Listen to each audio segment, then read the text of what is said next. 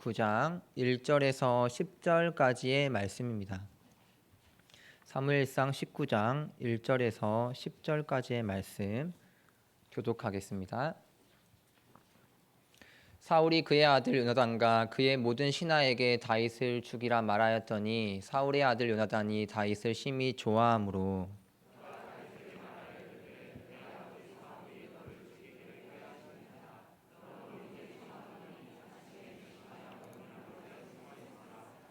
내가 나가서 네가 있는 들에서 내 아버지 곁에 서서 내 일을 내 아버지야 말하다가 무엇을 보면 내게 알려주리라 하고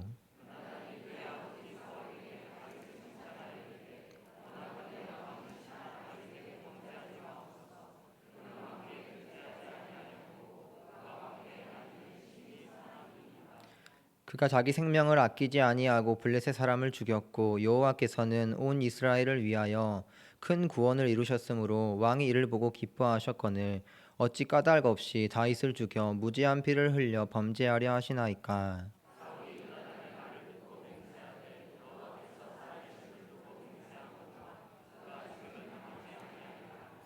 요나단이 다윗을 불러 그 모든 일을 그에게 알리고 요나단이 그를 사울에게로 인도하니 그가 사울 앞에 전과 같이 있었더라.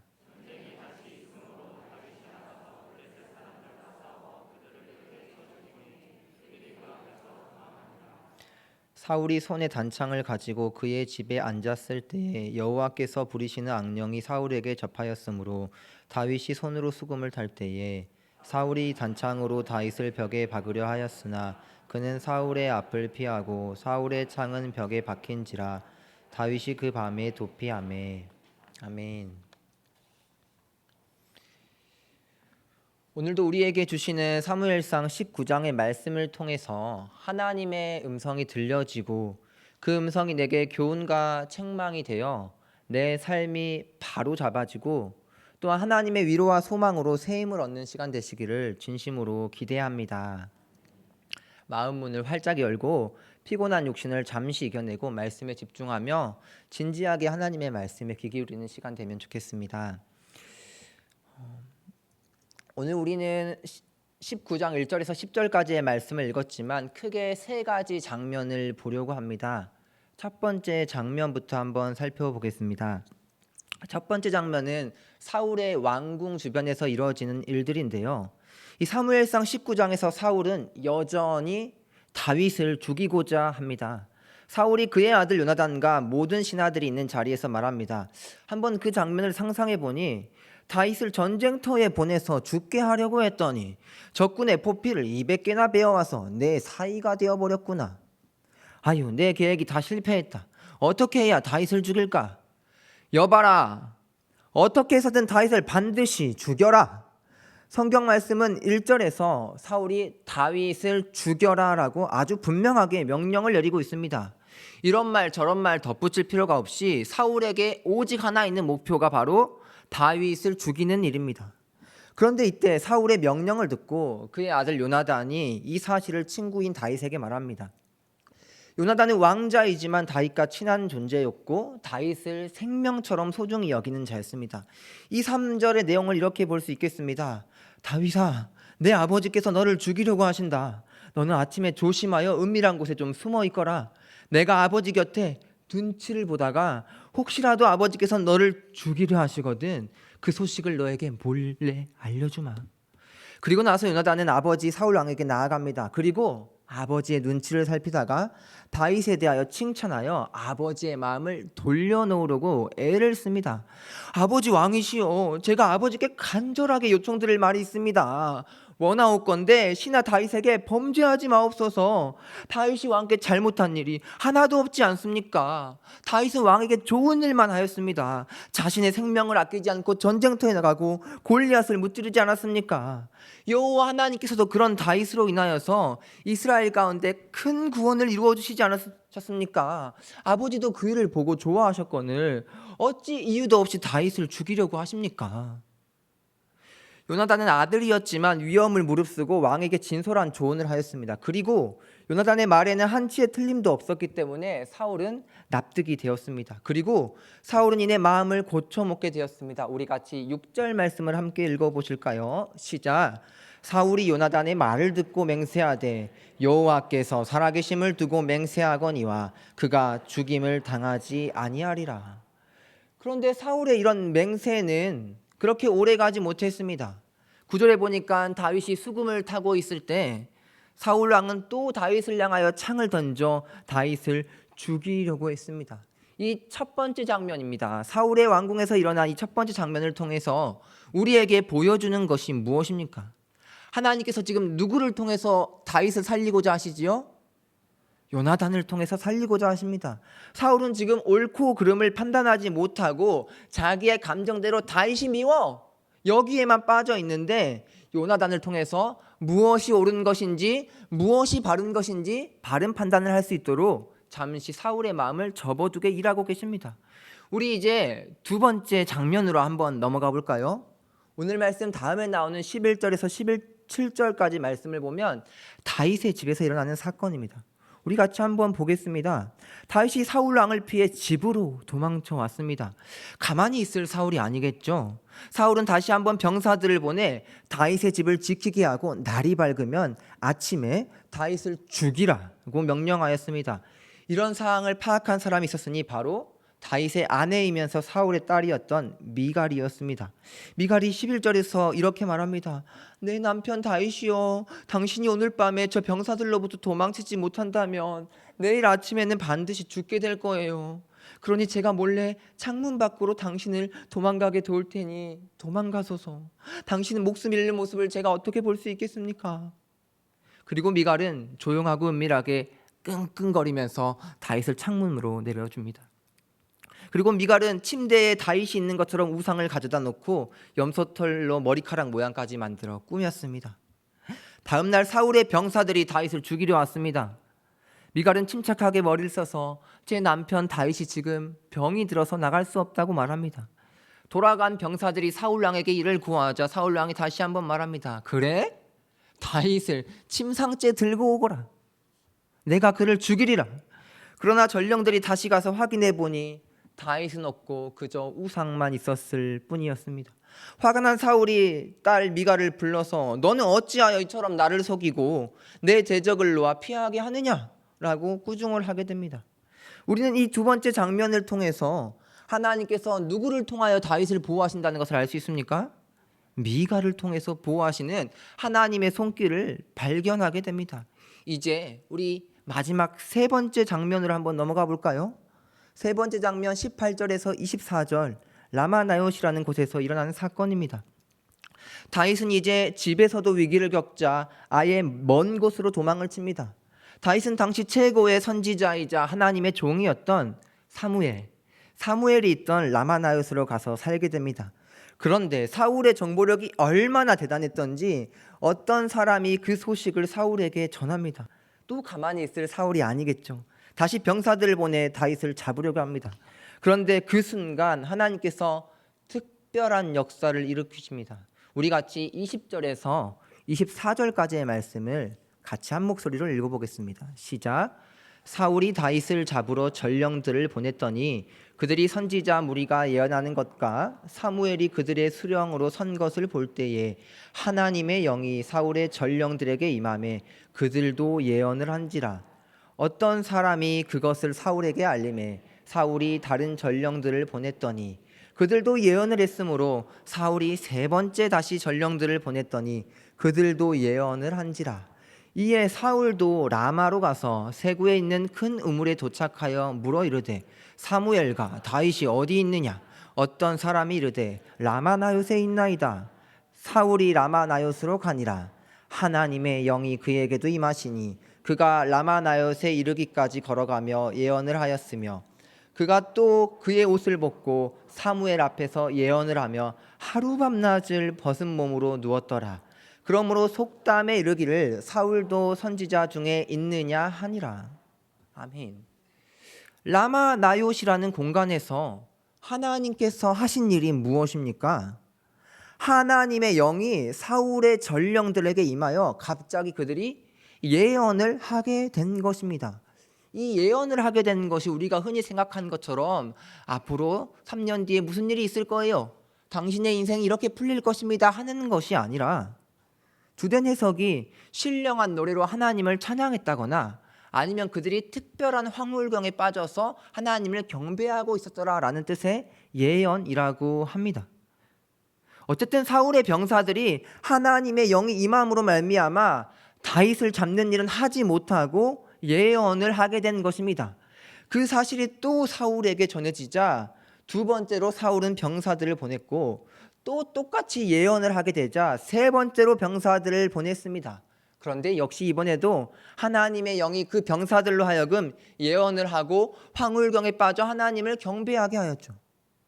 이제는 어쩔 수 없이 사울 왕이 직접 라마나요까지 찾아갑니다. 그런데 라마나요스로 가는 길에 사울에게도 하나님의 영이 임하게 됩니다. 사울은 라마나요스로 가는 내내 걸어가며 예언을 했습니다. 그런데 앞서 병사들에게 임했던 하나님의 영과 이번에 사울에게 임했던 하나님의 영에는 조금 다른 점이 나타납니다. 그것은 바로 사울이 옷을 벗고 하루 밤낮을 벗은 몸으로 누워 있었다는 것이지요. 그 당시에 옷이 의미하는 바가 무엇이었을까요? 사울은 그 당시에 어떤 옷을 입고 있었을까요? 당연히 왕의 옷을 입고 있었겠죠. 하나님께서 사울을 왕으로 세우셨지만 이제 사울이 그 왕의 옷을 입을 자격이 없다, 너는 이미 하나님 앞에서 수치가 다 드러났다는 것을 이 사건을 통해서 간접적으로 보여주시는 것 아니겠습니까? 결국 이 하나님의 영이 임하셔서 하신 일은 그들이 예언하고 찬양하려고 했던 게 주된 목적이 아니라, 야, 너희 다윗 잡을 수 없어 라는 하나님의 메시지를 보여주고 있는 것입니다. 우리는 오늘 말씀을 통하여서 크게 세 가지 장면을 살펴보았습니다. 그 장면들마다 사울은 다윗을 죽이기 위해서 엄청난 열심을 내었습니다. 매우 집요하게 행했습니다. 왕궁에서는 한 번 죽이려고 시도했다가 아들의 말을 듣고 돌이켰지만 결국엔 마음이 변심하여 다윗에게 단창을 던지고 말았습니다. 다윗의 집에서는 한 번 실패하자 두 번째는 침상째로 들고 오라고 명령을 내리는 집요함을 보였습니다. 마지막 라마나요스에서는 병사들을 3번이나 보내고도 되지 않자 자신이 직접 찾아가는 다윗을 죽이고자 하는 그 열심을 사울이 보여주었습니다. 이 얼마나 대단한 열심입니까? 저는 이 사울의 열심을 보면서 마치 우리 삶의 영적 전투를 생각하게 됩니다. 오늘 우리들의 삶 가운데도 우리들을 잡으려고 하는 그 악한 사탄의 권세가 얼마나 우리를 향하여서 날마다 우리를 유혹하고 우리를 넘어뜨리려고 하고 있습니까? 베드로전서 5장 8절 말씀에 보니까 너희 대적 마귀가 우는 사자들이 두루다니며 삼킬 자를 찾고 있다라고 하였습니다. 오늘도 우리를 하나님으로부터 멀어지게 하려는 그 집요한 사탄의 열심, 또 나의 연약함이 하나님과의 관계를 멀게 하는 것 아닙니까? 우리는 때로 그러한 자신의 모습을 바라보게 될 때마다 하나님, 내 안의 자아가 얼마나 집요한지 하나님께 영광 돌리겠다고 맹세도 하고 다짐도 하고 새벽 기도도 했는데 하루를 시작하다 보면 금세 하나님부터 멀어지는 나의 연약함을 보게 됩니다. 내 주변의 환경들로 인하여서 그저 하나님, 그저 부끄러운 모습으로 살아가다가 또 저녁쯤 되면 주님 죄송합니다 하는 그런 나의 연약함을 보게 됩니다. 그런데 그런 저의 연약함 가운데도 얼마나 연약함에 열심이 있는지, 게으름에 열심이 있는지 하나님께서 나에게 명령하시고 원하시는 것보다 내가 하고 싶은 대로 살아가고 싶은 그 열심은 얼마나 강한지 모르겠습니다. 오늘 여러분들의 삶 속에서 여러분들을 그토록 죽이고자 다가오는 그 사울의 열심 같은 것은 무엇입니까?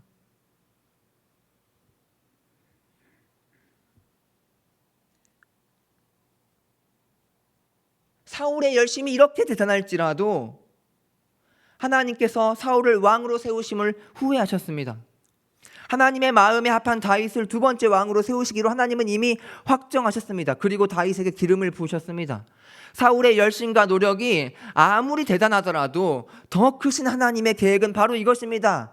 다윗이 반드시 이스라엘의 두 번째 왕이 될 거야. 그러니 사울이 아무리 열심을 내도 아무리 집요하게 노력해도 하나님의 계획을 이길 수 없는 것입니다. 여러분들, 저를 한번 따라서 이렇게 선포해 보실까요? 사울이 집요하게 죽이려 해도 하나님은 보호하십니다. 한 번 더 고백할까요? 사울이 집요하게 죽이려고 해도 하나님은 보호하십니다. 하나님의 이 보호하심이 우리들의 삶 가운데도 지속되기를 소망합니다. 지금까지 오늘 19장 말씀을 통하여서 우리는 중요한 질문 앞에 서게 됐습니다. 그것이 무엇인가 하면 오늘 말씀을 보니까 세 종류의 사람이 등장합니다. 첫 번째는 버림받은 자 사울입니다. 하나님의 뜻과는 정반대로 살아가는 사울 말입니다. 그래서 그가 하는 일이 무엇이든지 되지가 않는 그런 사울의 인생 말입니다. 혹시 이것이 우리의 인생은 아닙니까? 두 번째로 돕는 자들이 있습니다. 하나님의 뜻을 따라서 왕으로 세워지기로 예정된 다윗을 돕는 친구 요나단, 그의 아내 미갈, 그리고 영적인 선지자 사무엘이 있습니다. 오늘 이 자리에도 부족한 사람을 돕는 많은 하나님의 돕는 자들이 있어 마음이 참 든든한데요. 혹시 여러분들이 그런 사람들 중에 한 명은 아니십니까? 마지막 어떤 종류의 사람입니까? 하나님의 보호하심을 받는 다윗입니다. 저는 이 19장 말씀을 통해서 이 많은 등장인물이 등장하는데 나는 어떤 종류의 사람일까? 라는 생각을 해보게 되었습니다. 오늘 말씀의 제목은 하나님의 보호하심입니다. 모두가 하나님의 보호하심 가운데 거하기를 간절히 사모하시는 줄 믿습니다. 그런데 우리가 꼭 기억해야 할 것은 모든 사람이 다 하나님의 보호하심을 받는 것이 아니라는 사실입니다. 특히 오늘 말씀에서 사울을 바라볼 때 그것은 더욱더 분명해집니다. 우리 9절 말씀을 한번 보실까요? 같이 읽어보겠습니다. 시작.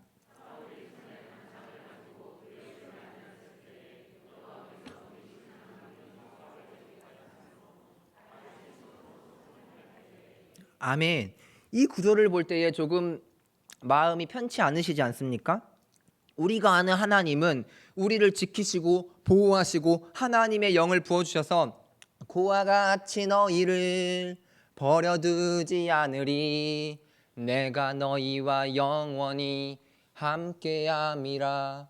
이런 하나님을 모두 알고 기대하고 계시는데 오늘 하나님이 우리를 버리시는 하나님으로 등장하지 않습니까? 여호와께서 부리시는 악령이 사울에게 접하였으므로. 사울도 하나님께 선택받은 자였지만 이제 여호와께서 부르시는 악령에 사로잡히는 자가 되었습니다. 하나님께서 사울을 보호하지 않는 이유는 분명하지 않습니까? 사울이 불순종해서 하나님께서 버리신 것입니다. 사무엘상은 이 흐름상 이런 구조가 반복됩니다. 버림받은 자와 보호받는 자. 사무엘상 초반에 어떤 인물들이 대조를 이루고 있습니까? 버림받은 엘리의 자식들과 하나님의 보호 가운데 자라나는 사무엘의 모습이 초반에 대조되지 않습니까? 이제 사무엘상 중반으로 들어오면 하나님께 버림받아 쇠락해가는 사울 왕과 하나님의 보호하심 가운데 성장해가는 다윗의 모습이 대조되지 않습니까? 여러분, 오늘 말씀을 통하여서 우리가 새벽마다 살펴보는 사무엘상을 통하여서 내가 버림받는 자인가? 내가 보호받는 자인가? 성경의 기준은 중간은 없습니다. 우리가 보호받고 있는지 버림받고 있는지 자신의 요즘의 삶의 형편, 마음의 평강의 상태를 돌아보면 금방 캐치할 수 있을 것입니다. 사무엘상 15장 11절에 이런 말씀이 있습니다. 내가 사울을 왕으로 세운 것을 후회하노니. 어떤 사람을 하나님께서 버리시고 후회하실까요? 첫 번째, 그가 돌이켜서 나를 따르지 아니하며. 하나님의 말씀으로부터 등을 돌린 사람들 하나님께서 버리십니다. 두 번째, 내 명령을 행하지 아니하였습니다. 사무엘상 16장 1절에 보니 이런 말씀이 있습니다. 내가 이미 사울을 버려 이스라엘 왕이 되지 못하게 하였거늘. 7절에도 보면 내가 이미 그를 버렸노라. 하나님이 바라보실 때는 보호해서 세우고 싶은 사람, 내 마음에 들지 않아서 버리고 싶은 사람이 있는 것입니다. 이와 반대로 다윗이 하나님의 보호하심을 받는 이유는 무엇일까요? 하나님의 마음에 맞는 사람이었기 때문입니다. 사무엘상 13장 14절을 같이 한번 읽어보겠습니다. 시작. 여호와께서 왕에게 명령하신 바를 왕이 지키지 아니하였으므로 여호와께서 그의 마음에 맞는 사람을 구하여 여호와께서 그를 그의 백성의 지도자로 삼으셨느니라 하고, 다윗은 하나님을 경외하고 누구보다 하나님을 소중히 여기는 사람이었기 때문에 하나님의 보호하심을 받았습니다. 그러므로 오늘 우리는 내가 하나님의 보호하심을 받고 싶습니다, 내가 하나님의 도우심을 받고 싶습니다 라고 말하기 전에 한 가지 점검해야 되는 것이 있지 않습니까? 하나님, 내가 정말 하나님의 마음에 맞는 사람입니까? 내가 다윗처럼 정말로 하나님을 소중히 여기는 사람입니까? 우리는 이 문제에 더욱더 추구하고 본질을 좇는 사람이 되어야 할 줄로 믿습니다. 내가 하나님의 편에 서 있기만 하면 어떤 고난이 닥쳐올지라도 그 고난보다 크신 하나님께서 나를 보호하실 것입니다. 내가 하나님의 편에 서 있기만 하면 하나님께서 어떤 사람, 어떤 기적을 통해서라도 나를 보호하실 것입니다. 반대로 말한다면 우리가 사울처럼 하나님과 상관없이 아무리 열심을 내더라도 그 일은 가로막히게 될 것입니다. 그러므로 지금 나 자신이 버림받은 자로 살고 있지 않은지, 이루어질 수 없는 일에 애쓰고 있지 않은지 점검해 보아야 하는 것입니다. 오늘 이 말씀을 통해서 우리 모두가 다윗과 같이 하나님의 보호하심을 풍성히 누리는 삶이 되시기를 주님의 이름으로 축복합니다. 기도하시겠습니다. 살아계신 하나님 아버지,